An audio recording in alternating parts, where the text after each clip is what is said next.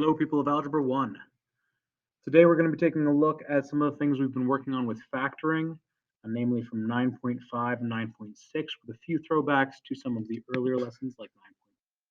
Right now it looks like we've got a fairly blank screen, and that is okay because we're going to be adding a lot of things to it. This video lesson is for us to take a look at and troubleshoot some of the questions from the 9.5 and 9.6.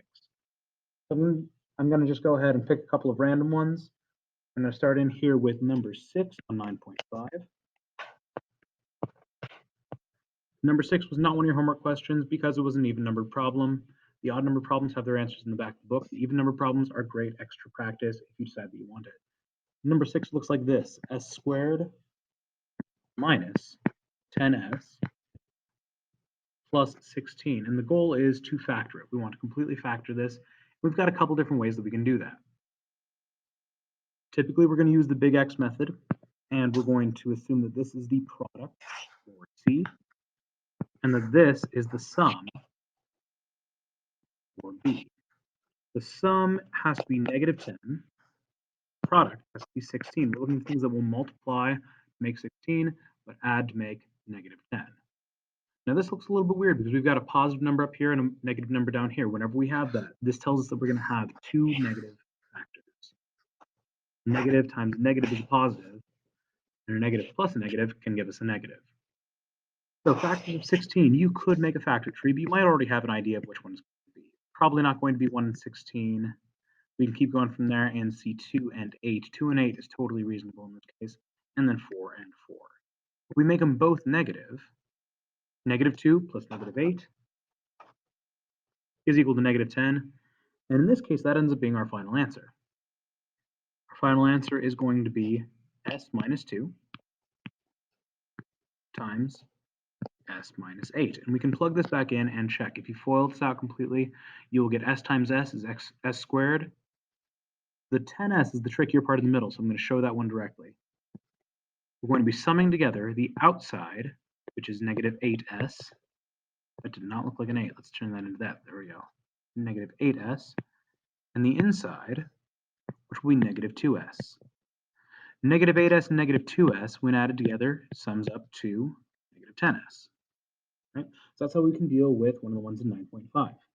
Hopefully that's pretty straightforward once we take a look at it and practice it a little bit. All right, so let's try another one. What happens when we have to set it equal to 0? When you're solving an equation that is set equal to 0, it doesn't actually change the process very much. So we're going to look once again 9.5. Switch over to black here. And we're going to look at number 20. All right, number 20 reads like this. It says x squared minus, oh, I'm going to give myself a little bit more room here, away from the 20.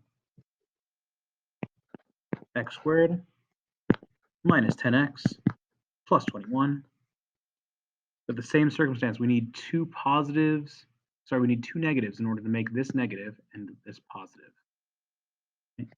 And so if we're foiling that, factoring that, losing track of my voice here. All right, if we are factoring this into two binomials, we know that the end numbers are going to multiply together to make 21, but add to make negative 10.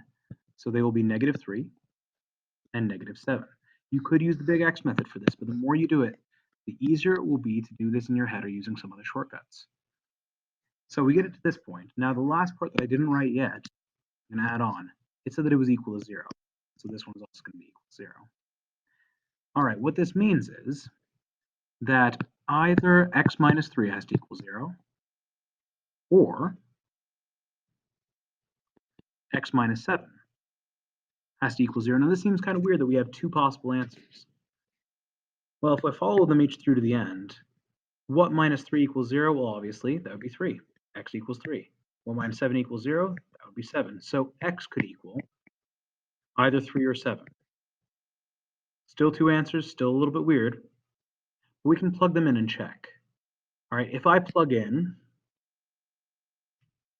I can go ahead and duplicate this so that I have another option available.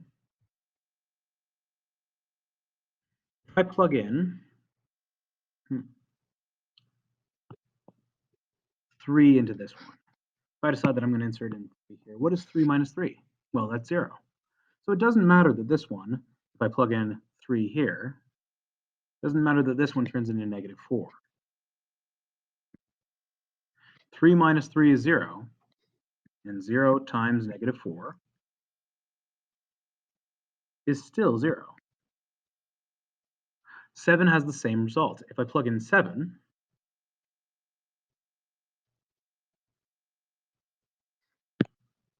seven minus 3 is equal to 4. So that doesn't really help, but 7 minus 7 is equal to 0. And 4 times 0 is still equal to 0. So that'll work. Both these will turn out to be true. Okay. That is the whole process of dealing with these equations when they're set equal to 0. You want to factor them first because it's a lot easier to plug in and check your answers. When we have it in this form, it's a lot harder to be able to predict. Now, you might be able to make a guess, and some of you will get better and better at guessing and checking, but it's hard to come up with two different numbers to plug into this. So that's why we're going to turn it into this form first, factor, and then set it equal to 0. Right? Okay, we're going to take a look at a new one. I'm going to go all the way ahead to 9.6. 9.6 is when a greater than 1. And if you're remembering the ax squared plus bx plus c, the ax squared, when a is greater than 1, that changes our big X method. Instead of doing just the product c on top, we need to do a times c. And down here, we still have b. So I'm going to take a look at an example from that. All right, and I'm going to go ahead and pull number 17. Number 17 is an ax squared where a is greater than 1. Now, usually for these, the greater than 1 is going to be a pretty small number. We don't go with crazy things for the chapter practice or the test, although it is possible to get much bigger numbers. A lot of these are going to be more reasonable to work with. So 3z squared plus z minus 14. This one's not equal to 0. We could do that, but let's worry about it later. We want to come up with factors that are going to multiply together to make 3 on the front, or 3z squared on the front. We'll multiply together to make negative 14 on the end. But when we add them together, the sum will just be z. And this will happen because some things will cancel out along the way. So we'll end up looking for a difference rather than a sum. Now, when I plug these ones in, I have to do a times c. So 3 times negative 14 is going to be negative 42. Negative 42 up top, and on the bottom, I'm going to make this a 1. I call it 1 because even though you can't see it, there's a 1 right here in front of the z. So we want factors that will multiply together to make negative 42, but add together to make 1. Now this is when we have a and c combined. I know it seems a little bit weird.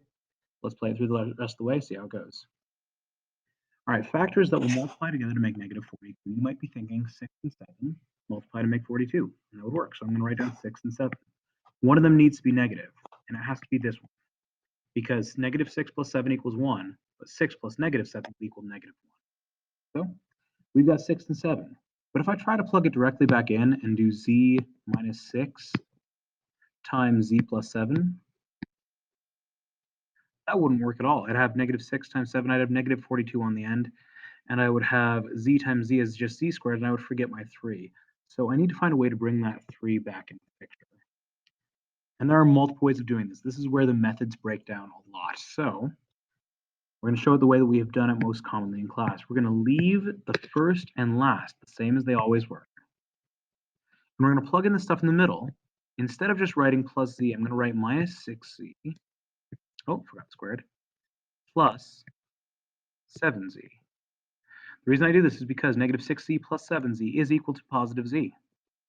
And once I have it in this stage, it's a lot easier to either factor by grouping or turn it into a box method or any other kind of visual aid or puzzle setup that we can use for this. There are a lot of shortcuts that we can take from here. I'm going to do it the long way. I'm going to factor by grouping. I'm going to deal with this part and this part separately. You might already recognize some common factors. For example, I can pull 3z out of both of these. If it's not the biggest common factor, well, maybe we'll notice another one later and be able to pull that out. But in this case, dividing each by 3z means that I'll get z minus 2. And that is actually the most common factor, or that it is the biggest common factor.